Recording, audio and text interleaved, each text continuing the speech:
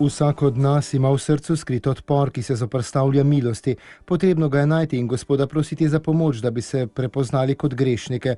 Tako se je glasila spodbuda papeža Frančiška med jutrenjo sveto mašo 1. decembra, ki jo je kakor običajno daroval v kapeli doma svete Marte.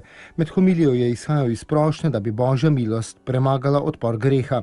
V življenju kristjana vedno obstaja kakšen odpor, ki mu onemogoča iti naprej. Sveti oče se je v pridigi zaustavil ob različnih oblikah tega odpora ter med drugim dejal: Io vi dirò non avere paura quando ognuno di voi, di noi, trova che nel suo cuore ci sono resistenze.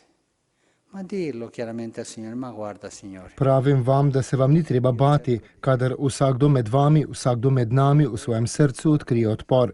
Jasno recite Gospodu: glej, Gospod, to poskušam prekriti, to storiti, da ne bi pustil vstopiti tvoji besedi. Gospod, pridi mi na pomoč z veliko močjo, naj tvoja milost premaga odpor greha. Odpor je vedno sad izvirnega greha, ki ga nosimo v sebi. Je grdo čutiti odpor? Ne, lepo je. Grdo je sprejeti ga kot obrambo pred Gospodovo milostjo. Čutiti odpor je normalno, pomeni reči: sem grešnik, Gospod, pomagaj mi. Naj nam to premišljevanje pomaga pripraviti se na Božič, je zbranim med homilijo dejal papež Frančišek. Sono peccatore, aiutami Signore. Prepariamoci con questa riflessione al prossimo Natale.